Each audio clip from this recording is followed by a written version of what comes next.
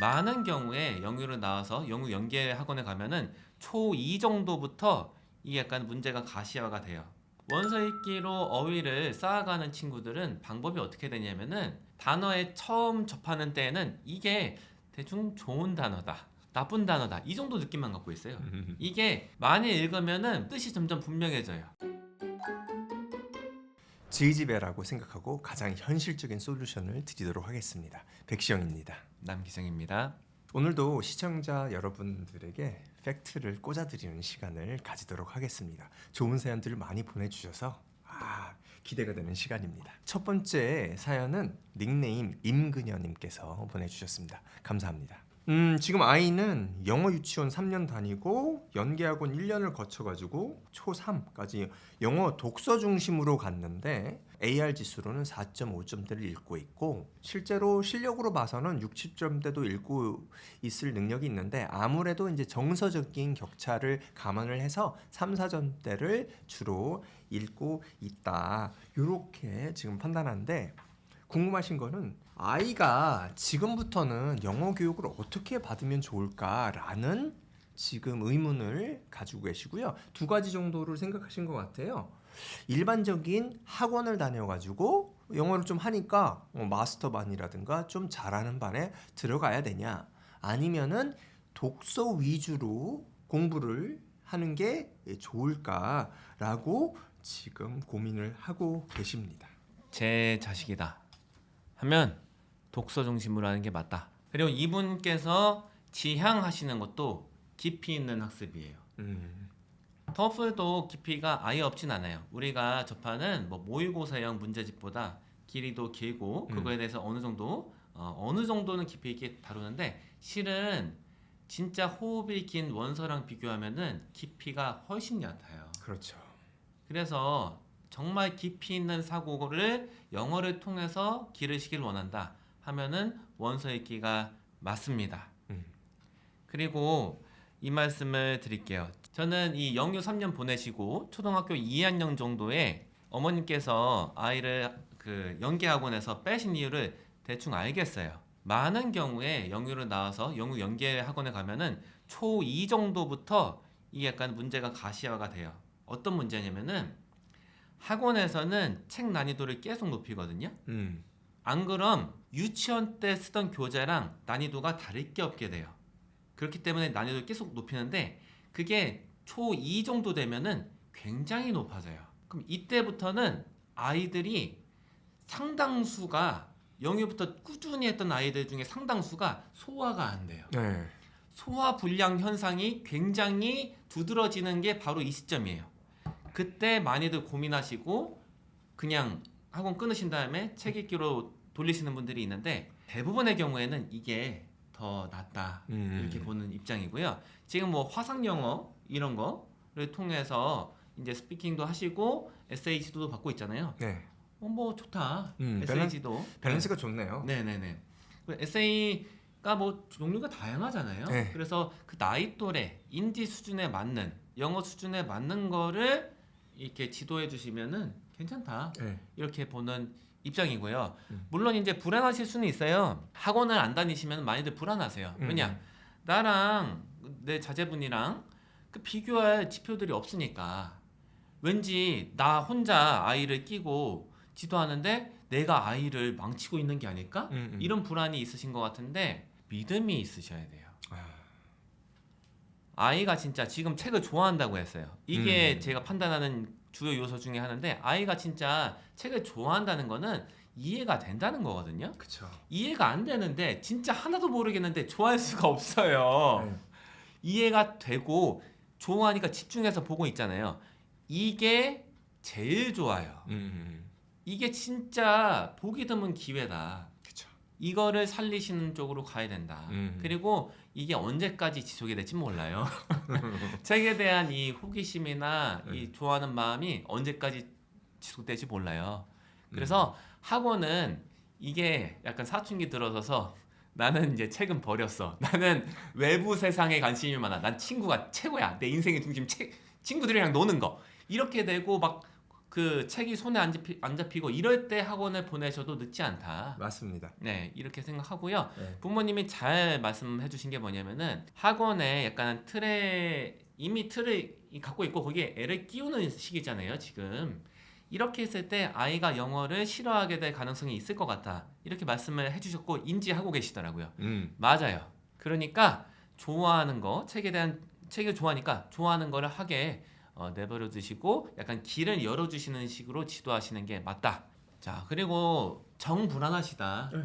아이를 혼자 끼고 지도하시는 게 정불안하시면은 한 6개월 혹은 1년 정도에 한 번씩마다 뭐 주변에 레벨 테스트나 공인 영어 시험, 뭐 주니어 터플이나 뭐 이런 거 있잖아요. 이런 거 한번 보시면은 괜찮다. 이렇게 말씀드리고 레벨 테스트 학원에서 보실 때에는 적어도 3군데 이상 보시는 게 좋아요. 3군데 이상에서 한결같은 목소리로 말하는 거 그거는 믿을만하다. 이렇게 판단하시면 될 것 같습니다. 한 군데만 보면은 좀 위험할 수 있어요. 예. 다음 사연 소개시켜드리도록 하겠습니다. 닉네임이 매력 덩그리이십니다. 지방의 소도시에 살고 계시고요.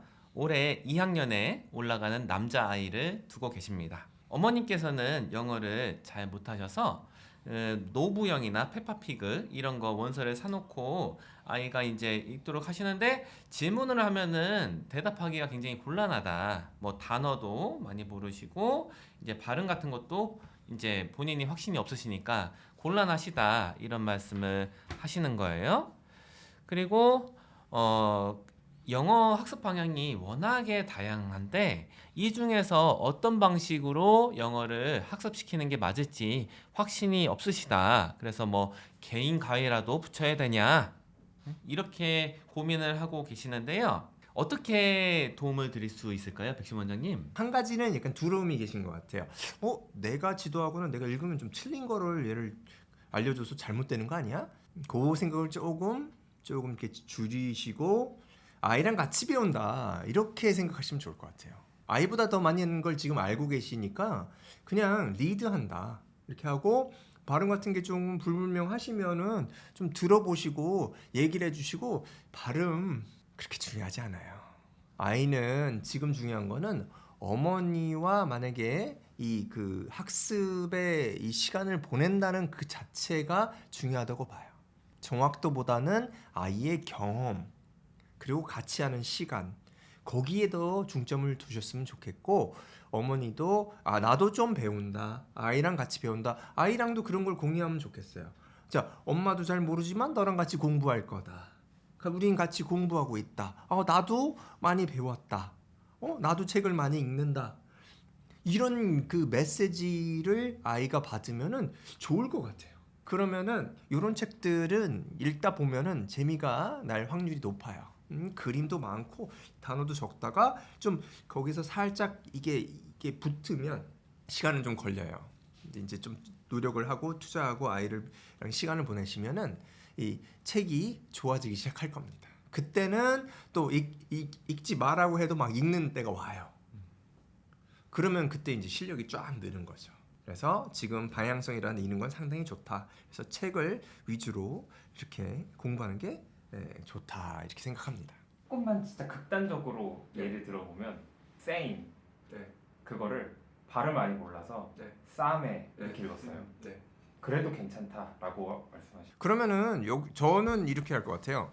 지금 여기 이런 것들은 다 그 CD나 이런 게 다 있거든요. 그래서 한번 들어보고 들어본 걸 바탕으로 아이한테 읽어준다. 이렇게 하시면 좋을 것 같아요.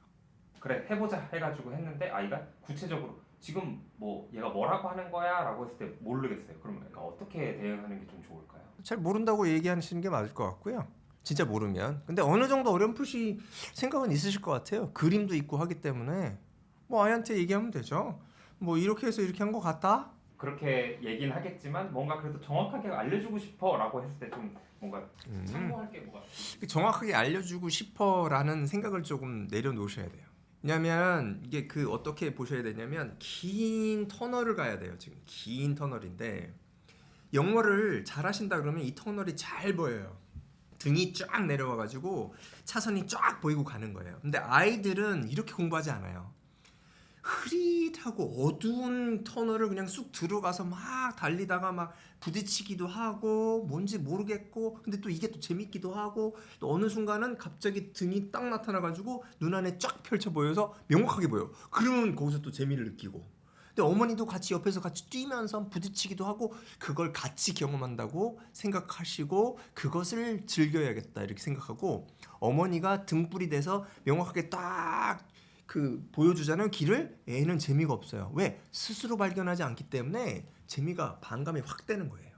그래서 아이가 답답해하는 거는 뭐 이런 거 같아 하고 길을 어렴풋이 제시해 주셔야지 그걸 명확히 알려준다. 그러면 교육이 안 좋아요. 다음 사연 소개시켜 드리겠습니다. 윤하맘, 닉네임 윤하맘께서 남겨주신 사연입니다. 사교육은 경험이 없으신 원서만 읽고 있는 예비 초4라고 하시고요.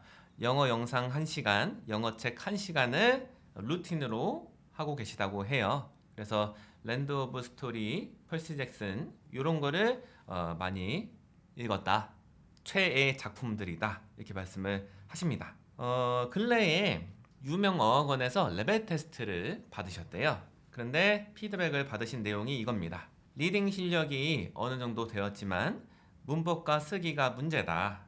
그리고 기본이 없다. 그리고 이제 어머니께서 걱정하시는 건 이거예요. 리딩이 올라가면서 문법이나 다른 학습들도 받쳐주지 않으면은 글을 대충 흘려 읽게 되지 않을까가 걱정이 되신다.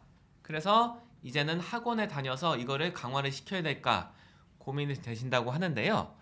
어떻게 보십니까, 원장님? 일단은 좋은 기회를 가지고 있다. 아이가 상당한 지금 영어 실력을 갖추고 있다. 저는 이렇게 생각을 하고요. 학원들의 레벨 테스트 결과 상담은 목적이 있어요. 아이가 무엇인가 부족한 거라든가 학습의 필요를 강조해야 돼요. 그래서 지금 당연히 리딩은 잘할 수밖에 없겠죠. 책을 많이 읽었기 때문에 글에 대한 파악이 좋은 편이에요. 따라서 점수가 잘 나오죠. 하지만 문법이나 다른 거는 안 나오죠.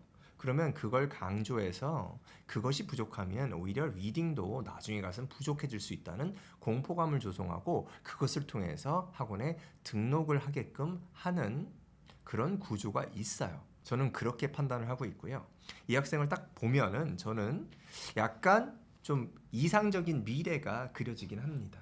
지금 상당 수준의 리딩 실력을 가졌기 때문에 이것을 꾸준히 유지를 하고 거기서 필요한 것만 조금씩 더해서 상당 수준의 영어 실력을 가져갈 가능성이 보인다. 어느 정도까지 보이냐? 뭐 외고라든가 이 특수 목적 고등학교 영어를 뭐 공부를 좀 잘한다는 아이들 속에서도 영어를 꽤 잘할 수 있는 능력을 갖출 수 있는 가능성이 있다. 근데 이 가능성을 발현시키려면 더욱더 더 많은 책을 읽고 지금은 이 두뇌가 이 책 읽기를 통해서 발달하는 과정을 가지고 있어요. 초등학교 끝날 때까지는 최대한 아이가 지금 책에 대한 흥미가 있고 감정과 이렇게 몰입이 가능한 시간이기 때문에 초등학교 끝날 때 정도까지 최소한 5학년 정도까지는 이 책을 최대한 많이 읽어서 능력치를 올려놓고 그 다음에 다른 것은 추가하면 된다. 마치 고명을 올리는 것처럼 마치 케이크에다가 체리를 올리는 것처럼 그건 나중에 걱정하셔도 되고 레벨 테스트에서 말씀하시는 거는 한번 접어 들으세요. 대충 읽는다는 게 의도가 이해를 정확히 못하게 되냐 이걸 의도한 건지 아니면 그냥 할만하게 읽어야지 이렇게 된다는 건지가 일단 분명하지는 않은데요. 이렇게 생각하시면 될 것 같아요. 우리가 원서 읽기를 하는 거는 실은 직관을 굉장히 많이 써요. 어떤 단어를 그 맥락하에서 한 번 접했을 때 그 단어의 정확한 의미를 한 번에 다 정확하게 받아들인다. 이런 경우는 실은 드물어요. 이 언어학자들이 말씀하시는 건 뭐냐면은 단어를 하나를 정확한 의미를 받아들이기까지는 그 단어를 한 대략 100번 정도는 접해야 된다. 이렇게 말하거든요. 그래서 원서 읽기로 어휘를 쌓아가는 친구들은 방법이 어떻게 되냐면은 단어에 처음 접하는 때에는 이게 대충 좋은 단어다. 나쁜 단어다. 이 정도 느낌만 갖고 있어요. 이게 실제 물건을 가리키는 단어다. 혹은 추상적인 개념을 갖고 있는 단어다. 이런 느낌을 갖고 있고 맥락하에서 이게 반복이 될수록 이게 선명해지는 거예요. 맞아요. 대충 읽는다는 것이 이해도가 뚜렷하지 않는다는 것을 의미한다면은 원서 읽기는 다, 그리고 이거는 영어 원서 읽기뿐만 아니라 한글로 된 책 읽기도 다 대충 읽기예요. 처음부터 선명할 수가 없어요. 여태까지 쌓아왔기 때문에 이게 점점 구체화가 된 거예요. 점점 더 선명해진 거예요. 선명한 범위가 늘어나는 거예요. 그래서 이걸 완전히 분리시킬 수는 없어요. 문법 학습이랑 읽는 능력이 완전히 분리가 되냐? 아니에요. 어휘가 완전히 분리가 되냐? 아니에요. 많이 읽으면은 문법이 점점 선명해져요. 그리고 어휘도 뜻이 점점 분명해져요. 이게 약간 뭉게 이런 식으로 선명해지거든요. 만약에 문법이나 단어를 따로 이렇게 떼어놓고 배운다 하면은 이것도 뭐 리딩에 도움이 되긴 하죠. 그런데 이 학습자는 지금 여태까지 그렇게 안 배웠잖아요. 약간 저항이 있을 거예요. 그리고 문법 같은 거 배울 때 지도자가 굉장히 중요해요. 뭘 가르치려고 하는 거지? 이거를 받아들이지 못하는 경우가 실은 굉장히 많습니다. 이때 굉장히 미묘한 섬세한 포인트를 지도자가 잘 잡아줘야 되는데 그거를 이상하게 한다. 궁합이 안 맞게 하면은 이때부터는 이제 학습이 좀 산으로 갈 수가 있다. 다음 사연은 질문은 두 가지입니다. 첫 번째, 아무리 아이가 읽었던 책에 있는 문장에서 추출한 단어라고 할지라도 한국어 뜻을 접목시켜서 단어 복습을 하는 것은 득보다 실이 많을 수 있을까요? 아니면 원서를 많이 읽는다는 전제 하에서 보조적으로 도움이 될 만한가요? 그래서 아이가 어느 정도 뭐 저희 공부할 의향이 있고 이제 단어 공부하는 게 뭐 거부감이 없으면은 뭐 해도 좋을 것 같고요.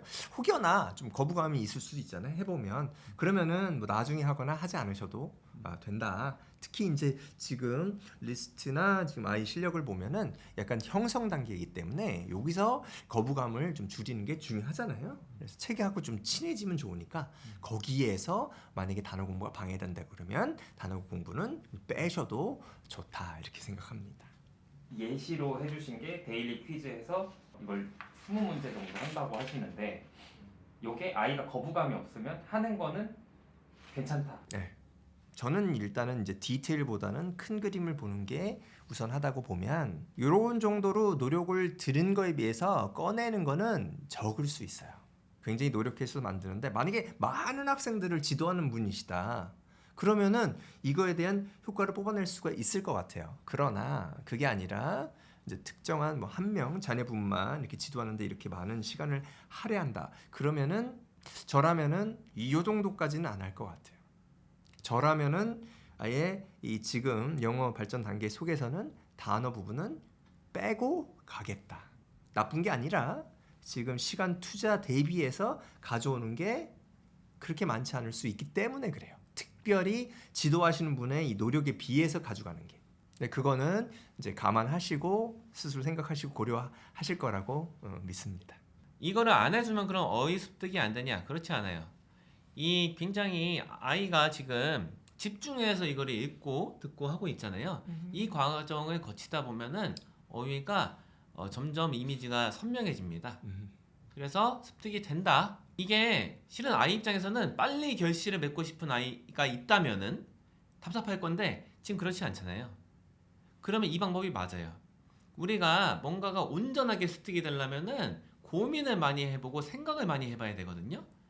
그게 당장에는 뭐 결실이 안 나오는 것 같아 보이는데 이거야말로 진짜 배기 지식이 된다. 그다음에 두 번째 질문은 이제 phrasal verb, 구동사 또 이어동사, 구어동사처럼 단어가 여러 개가 하나의 동사처럼 작용하는 거를 아이가 어떻게 공부할 수 있을까 궁금해하시는 거예요. 한 두 가지 정도 지금 생각하고 계시는데 이거를 예전에 이제 take off인데 take하고 off의 뜻을 따로따로 아이가 인지하게 하고 그걸 조합해서 아이가 이해시킬 수 있도록 도와줘야 되는지 아니면 그냥 예를 들면 뭐 take off your jacket처럼 뭐 이제 벗어라 이렇게 얘기하는 거고요.